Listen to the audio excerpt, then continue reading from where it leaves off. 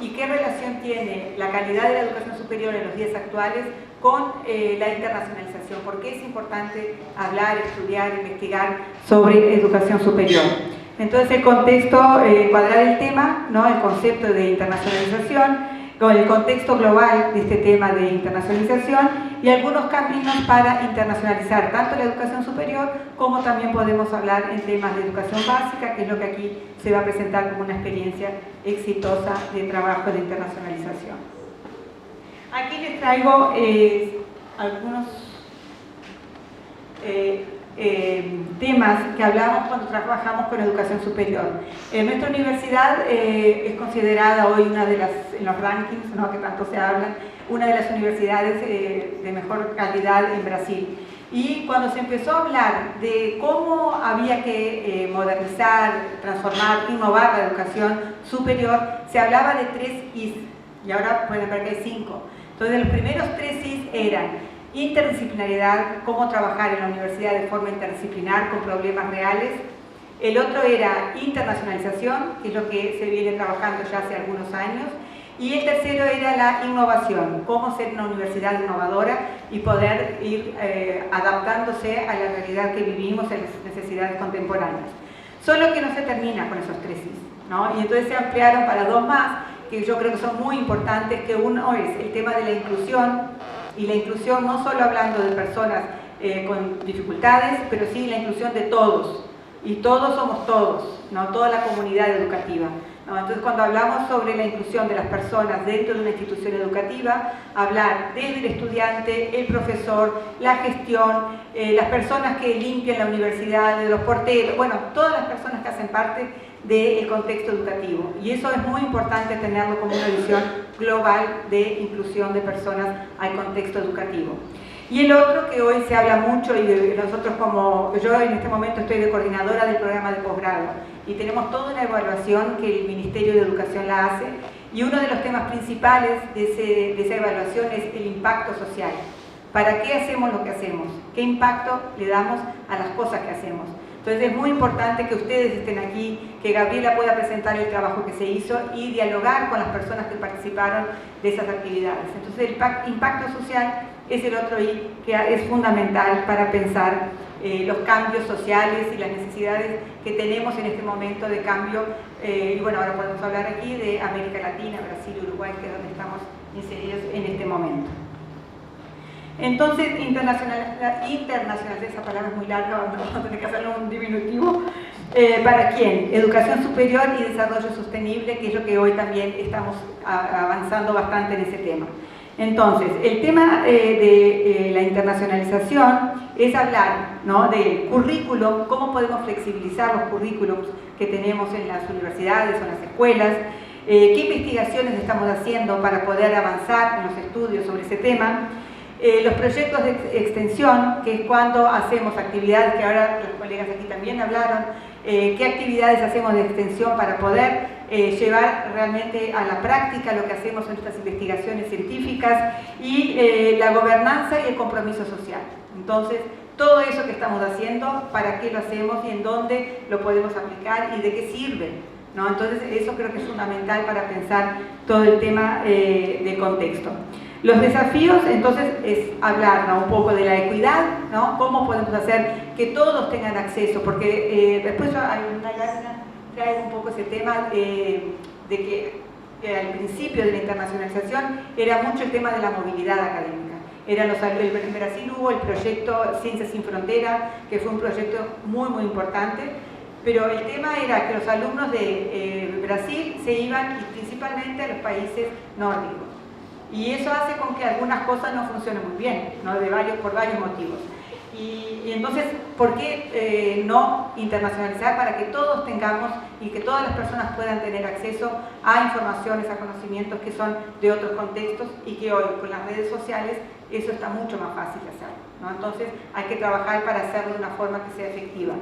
Entonces, la equidad, la inclusión, que ya vi recién, la justicia social, que es un poco esto, ¿no?, de que todos tenemos que tener acceso a la educación, a la formación, y que las personas puedan conocer qué es lo que es, porque en realidad cuando hablamos de internacionalización es mucho pensar qué es lo que se hace en otra realidad, en otro contexto y que nos puede servir a nosotros.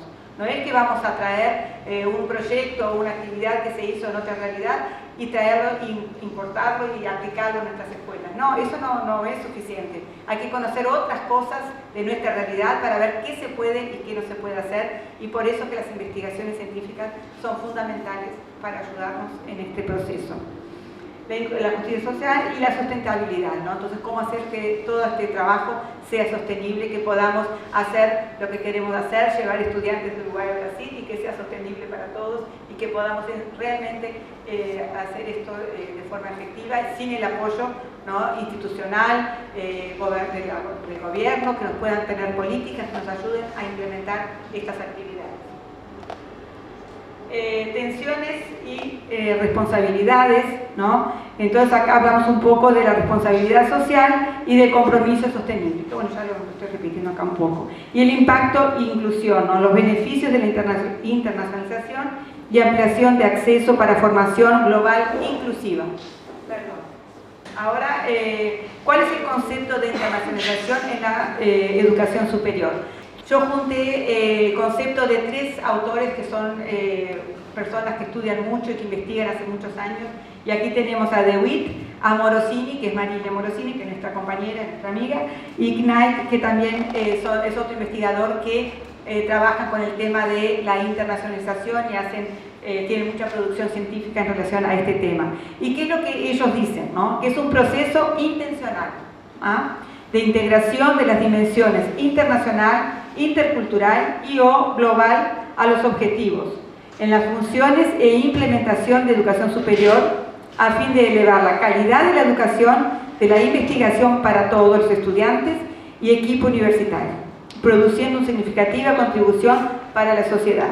Entonces creo que acá yo puse inclusive en negrito algunas palabras porque eran las que creo que son interesantes traerlas para la discusión, que es el proceso intencional. Entonces toda la necesidad de tener un apoyo de políticas públicas que nos ayuden en todo este proceso de internacionalización, y el tema de la interculturalidad creo que es fundamental, ¿no? Y entonces aquí en esta frontera eso existe de una forma muy rica, pero en otros contextos también. Por ejemplo, en Porto Alegre, para traer a algún lugar donde yo estoy trabajando, en las escuelas hoy tenemos estudiantes que vienen de diferentes países y todo el movimiento migratorio es enorme en todo el mundo, y cómo estas personas que van a vivir a otra realidad, a otro contexto, conviven y hacen parte de otra realidad que no era la de ellos, ¿no? Entonces todo este estudio y esta forma de tener esa sensibilidad como profesores para atender a estudiantes que son de otras realidades es fundamental para la calidad de la educación en general, no solo superior, ¿no? Entonces aquí hablamos un poco de este tema de la interculturalidad. Y entonces, ¿qué es lo que está relacionado con la educación superior y con la internacionalización? Que integra las dimensiones internacionales e interculturales, que es lo que recién terminé de hablar, la cooperación científica, que cada vez más se está desarrollando, y ahora creo que estamos en un movimiento muy interesante de investigaciones sur-sur, ¿no?, de poder desarrollar y avanzar, porque las realidades nuestras, de los países, ¿no?, del hemisferio sur, tienen mucha más relación con lo que estamos acá en el sur, que si vamos a comparar el sur con el norte. Y durante muchos años todo lo que nosotros estudiábamos y veíamos y analizábamos eran temas y estudios que venían más del hemisferio norte para el sur. Y ahora eso creo que está cambiando bastante. Tenemos todo un movimiento decolonial que es muy rico para pensar un poco más a partir de nuestras realidades. Y eso creo que es interesante y que lo traen aquí en relación a lo que envuelve la internacionalización.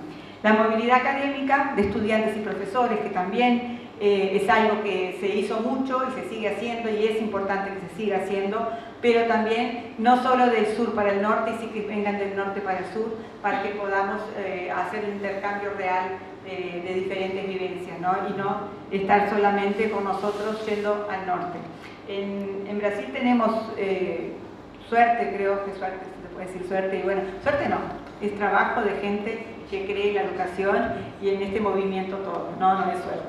Y entonces tenemos muchas políticas de proyectos que nos ayudaron mucho. En nuestra universidad, ahora fuimos aprobados en el segundo proyecto, que son proyectos muy grandes de todo Brasil. Para que tengan una idea, el anterior, que se llama CAPES Print, que de la CAPES es del Ministerio de Educación, se presentaron, no sé, 200 proyectos y solo 25 recibieron el apoyo. Y nuestra universidad lo recibió y fue muy importante para hacer intercambio de profesores que vinieron de otras realidades para trabajar en nuestra universidad y al contrario también, nuestra universidad fuimos a varios lugares. Yo tengo un proyecto muy grande con Barcelona, que es donde hice mi doctorado, y vinieron los profesores de allí, yo fui para Barcelona también, y bueno, se hace todo ese movimiento. Y ahora el nuevo proyecto que se llama Global Educación, que es también de la CAPES, salió el resultado hace un mes. Es interesante porque en vez de hacer cada universidad presentar su proyecto y ir o venir o recibir el proyecto, hay que hacer una red nacional. Entonces hicieron que teníamos que tener 5 universidades de Brasil y las que tenían más experiencia con internacionalización tenían que, vamos a tener que ayudar a las universidades que no tienen tanta experiencia. Y nosotros salimos en cuarto lugar, nuestra universidad. Entonces eso es muy interesante porque ahora vamos a tener la posibilidad de interactuar con universidades de Brasil y al mismo tiempo hacer movimientos internacionales. Entonces, para que vean que el gobierno está apoyando toda esta formación de profesores y pudiendo hacer actividades que puedan ayudarnos a tener investigaciones, publicaciones, muchas gracias. Cómo divulgamos todo el trabajo científico que se hace en las universidades para otras realidades, porque ayuda mucho a poder elevar y cualificar el trabajo de todos nosotros. Entonces la movilidad académica está ahí. En fin. La producción y circulación global del conocimiento, que es lo que estaba hablando, cómo hacemos hacemos investigaciones, pero cómo hacemos para divulgar ese trabajo que estamos haciendo. Hace poco yo participé en un proyecto que estaba en la UDELAR, estaba la UNI 3, que es la de 3 de febrero de Argentina, una de Paraguay y nosotros de la PUC, y Santa María también estábamos. Y era una investigación que hicimos el año pasado sobre cómo cada institución hace toda la divulgación de su conocimiento para la sociedad, que eso es fundamental para pensar la validez del trabajo que hacemos. Reflexión crítica sobre asimetrías y dependencias en los sistemas científicos internacionales y contribución de la universidad para el desarrollo sostenible y socialmente comprometido. Entonces, pensando en todos estos temas, esto ya María lo decía, acá está, en 2006, entonces para que vean que ya hace un tiempo que se viene estudiando todo este tema de la internacionalización. ¿Me avisa? ¿Para qué internacionalizar y quiénes son los beneficiarios? ¿No? ¿Beneficiarios se dice en español? ¿Sí? Desafíos históricos de internacionalización, que es la movilidad de una élite académica, que fue así que empezó todo el movimiento de internacionalización. Entonces era un pequeño grupo de estudiantes y profesores que podían hacer ese movimiento porque eran personas que tenían condiciones económicas y ahora estamos tratando de que esto no sea solo para una élite y sí que se pueda tener más cuidado. La inclusión, ya hablé sobre eso, los beneficiarios amplios, no solo quien participa de los intercambios, esto es bien interesante también, pero toda la comunidad académica y la sociedad. ¿Por qué? Porque en el momento que un estudiante va a hacer alguna actividad en otro país y que puede hacer una investigación o lo que haga, cuando vuelve es importante que la institución haga algunas actividades para que las personas sepan qué es lo que ese estudiante fue a hacer y qué puede contribuir. Entonces la ida, ahora el año pasado yo tuve 2 estudiantes míos de doctorado que estuvieron, Fernanda estuvo en Barcelona y Tiago estaba en Newcastle. Y él, cuando volvieron hicimos una actividad con todos los estudiantes del programa y alumnos que querían participar y fue muy interesante porque lo que ellos cuentan es que la vida de ellos les cambió después de haber participado, estar 5 o 6 meses en un lugar que es completamente diferente, inclusive la lengua, el idioma. Entonces, poder explicar todo esto es muy importante para que las personas puedan conocer y que haya más una perspectiva más global. Después aquí hablamos también de incluir todos los estudiantes, integrando perspectivas globales en el currículum y prácticas pedagógicas. Y esto es muy importante, ahora yo voy a hablar en otra lámina, sobre qué prácticas se hacen en la sala de aula para que las personas realmente puedan ser internacionalizadas, ¿no? Y eso no es necesario únicamente la persona irse al exterior, y sí se pueden hacer, y la profesora Marilla es una gran estudiosa de un tema que es la internacionalización del currículum y también la internacionalización at home, o sea, en casa, cómo la gente se puede internacionalizar sin tener que salir de su realidad. ¿Okay? Esto acá, internacional comercial. Esto también, enfocar en el mercado y competición puede aumentar desigualdades y excluir grupos marginalizados en la educación superior. Entonces, la importancia de que hagamos todo un trabajo más que disminuya, que no sea tanto la competición y con los rankings. Hoy ese es un problema muy serio porque somos evaluados a veces de forma no tan correcta y vemos que hay una serie de dificultades en relación a estos rankings y que nos sirven a nosotros o no como América Latina, y pensar un poco eso creo que es muy importante. Las estrategias institucionales para una internacionalización sostenible, lideranzas y directrices claras, eso es importante, ¿no? Para los equipos que hacen la lideranza tanto en los gobiernos como en las instituciones, ¿no? Las políticas académicas y de gestión alineados a las ODS, que son la Organización de Desarrollo Sostenible. La sustentabilidad debe ser integrada transversalmente en las misiones de las instituciones. Entonces, poder pensar que las instituciones tienen que tener clareza y que eso sea accesible a todas las personas que están, los estudiantes y los profesores. Investigar en la capacitación de los docentes y técnicos. Entonces, cómo que las instituciones van avanzando en eso. Y por ejemplo, acá el escritorio que trabaja Gastón, en nuestra universidad tenemos el escritorio de cooperación internacional, hay un equipo de técnicos, no son profesores, mejor dicho, coordinadores, profesores, otros son técnicos, y hay toda una formación para estas personas poder actuar en ese escritorio, para poder recibir a los estudiantes, poder hacer todo ese movimiento. Ahora, por ejemplo, la semana pasada tenemos un estudiante de África que está viniendo a hacer el doctorado, ya tiene su beca, pero en África estamos con problemas con el visado. Él no está pudiendo irse hasta que no le den el visado. Entonces, este escritorio tiene la competencia de ayudarnos a hablar, a poder solucionar ese problema, porque el estudiante no está pudiendo venir hasta que no le den el visto para que venga a Brasil. Entonces, son cosas que el escritorio de cooperación internacional nos ayuda mucho en ese sentido y bueno, tienen esa formación. Las tecnologías digitales ahora creo que son bastante importantes. Desde la pandemia eso quedó evidente y no voy a hablar sobre eso ahora, pero la importancia que esas tecnologías tienen para ayudarnos a hacer la internacionalización en casa y de currículum, que hablé recién, y cómo eso es importante. Entonces, que podamos desarrollar proyectos colaborativos entre personas de diferentes contextos, diferentes realidades, y que eso nos ayuda a interactuar. Y avaliar acciones con indicadores de inclusión y sustentabilidad fortalece las redes regionales y globales para la educación superior. Entonces, tratar siempre de ver cómo evaluamos todas esas propuestas y esos trabajos que vamos haciendo.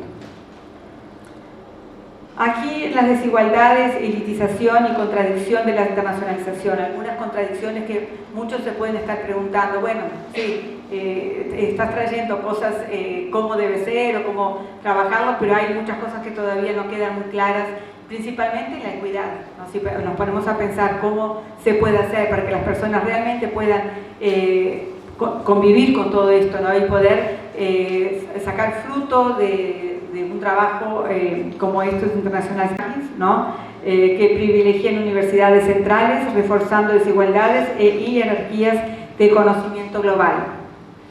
Padronización y hegemonía lingüística, eso también se habló aquí, ¿no? Rodrigo lo tocó el tema de el inglés y el español, y bueno, ¿qué idioma es el idioma hegemónico? ¿No? Y por qué no, si vamos a hablar en la cantidad de personas que hablan español o que hablan inglés, tenemos más personas en el mundo hablando español. ¿Y por qué tiene que ser el inglés la lengua, ¿no?, hegemónica? Y eso es un tema que también en Brasil tenemos muchas dificultades por el acceso de las personas a hablar inglés. Ahora creo que hay más está más desarrollado todo este tema, pero durante mucho tiempo las personas en general tenían mucha dificultad en hablar un idioma como el inglés. A pesar del discurso de colaboración, la internacionalización envuelve disputas por financiamiento, prestigio y talentos. Entonces, ese también es un tema que lo venimos estudiando y analizando, el financiamiento para poder hacer la internacionalización, ¿no? Y eso creo que es una dificultad que vamos enfrentando. Son algunas de las tensiones y los problemas que vamos viendo en relación a este tema. Acá de las ODS 4, que es la equidad e internacionalización para todos, ¿no? Que habla de la inclusión y cómo la internacionalización puede estar de acuerdo con este tema de la ODS 4, ¿no? Que habla de la valorización de la diversidad cultural, que es fundamental, ¿no? Cuando hablamos pensando en la formación de las personas, que las personas realmente tengan esa diversidad cultural y que puedan entender y conocer otras realidades culturales en las cuales están inseridos. Las parcerías solidarias globales, ¿no? La internacionalización se basa en cooperación y respeto mutuo, y eso es muy importante para que las personas se puedan relacionar, ¿no? Y tener una vida más coherente, aunque últimamente andamos muy mal en todo este tema.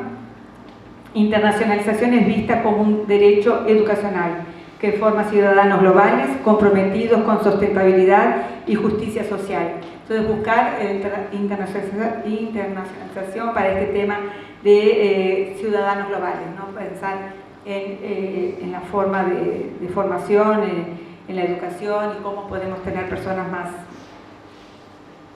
equipadas. Entonces acá, esto en realidad es un resumen de las cosas que hablé, ¿no? Que sería la transformación en la educación superior, nuevos caminos, ¿no? Entonces aquí ustedes pueden ver que se habla de 3 grandes caminos para este tema, que es repensar los currículums. Entonces, cómo las escuelas pueden tener y las universidades currículums más flexibles para que haya todo este proceso de internacionalización. Ampliar la perspectiva, o sea, la diversidad y la inclusión, ¿no? Tratar un poco más de todos estos temas que hablé aquí recientemente sobre la conexión con la sociedad y cómo se puede relacionar esto, y elevar el desarrollo profesional. Entonces, la formación continuada de profesores, de técnicos y de personas que participan de todo el proceso. Entonces aquí, esto después yo les puedo dejar la presentación si quieren para leerlo con más tranquilidad. Pero bueno, sería un resumen de todo lo que dije hasta este momento. Aquí un poco de los tipos de internacionalización, que esto es de la profesora Marilia también, que habla de la internacionalización de la educación superior, integral y comprensiva, ¿no? Tratando de pensar de qué forma se entiende cómo funciona todo este proceso, y el currículum, ¿no? Como la internacionalización del currículum, que está relacionado con, como está ahí abajo, en casa, cómo hacer la internacionalización en casa. Entonces es todo un proceso que están relacionados y que los autores que investigan y que traen informaciones interesantes sobre todo este proceso nos ayudan a pensar. Aquí está, y aquí hubo un proyecto muy interesante que Marilia lo hizo acá con Patricia Viera, que era sobre COI, que fue la internacionalización en casa, que los alumnos de Brasil y de aquí de Uruguay podían estudiar conjuntamente a partir de las redes sociales, de las tecnologías digitales, y esto creo que fue unas experiencias que muchas instituciones lo están haciendo de educación superior y que ayuda a cualificar la interacción entre personas de diferentes contextos.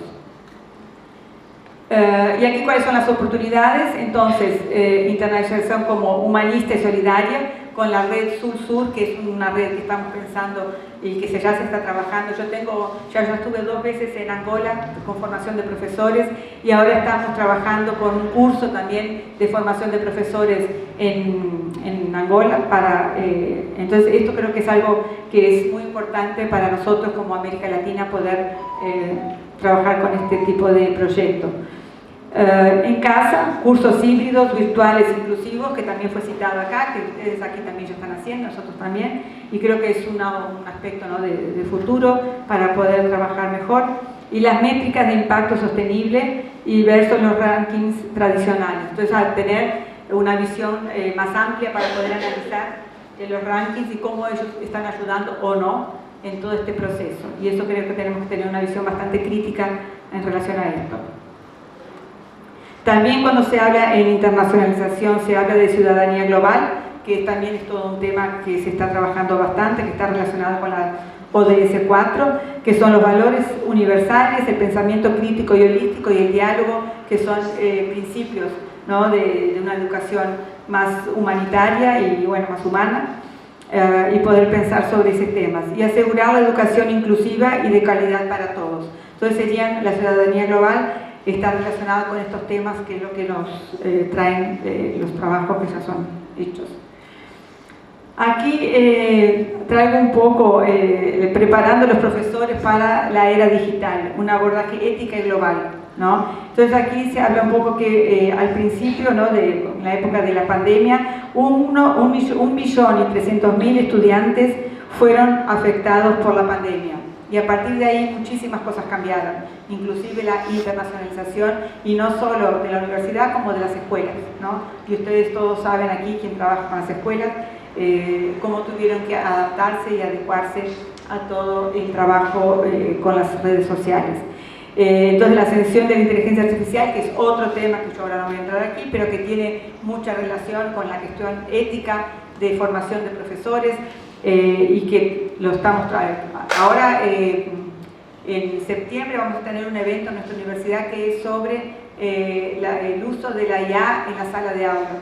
Y es un tema que creo que se está estudiando en todos los lugares, porque ya no, es algo que no podemos volver atrás. Esta lámina fue hecha con inteligencia artificial, a partir, claro, de temas que le pusimos a la IA que lo haga, pero realmente hacen cosas que son fantásticas y que no tenemos por qué no usarlas. Entonces la idea es usarlo, sí, pero cómo lo usamos y que el contenido que está aquí, de dónde sale, ¿no? ¿Es copiar, colar o es algo que se hizo una investigación y que se trae informaciones? Entonces, sí, usarlo, pero claro, teniendo toda una cuestión ética y global en relación a este tema. Entonces ahí hablo de la integración ética de la tecnología, que es eso que estaba diciendo, el desarrollo de las competencias interculturales y la movilidad virtual. Entonces por eso que la movilidad en casa o desde el currículo está relacionada con la movilidad virtual, que es lo que puede dar acceso a muchas más personas en su formación. Y las reflexiones finales, aquí ya llegando al final, la naturaleza política de la internacionalización, ¿para qué sirve? Por eso que la pregunta inicial de mi presentación, ¿a dónde queremos llegar con esto? Y cuáles son los intereses que hay para que las personas realmente puedan o no internacionalizarse y vivir un mundo más amplio, que ahora ya no hay cómo volver atrás, ¿no? Entonces, esto tenemos que pensarlo y estudiarlo, en fin, y hacer proyectos en este sentido.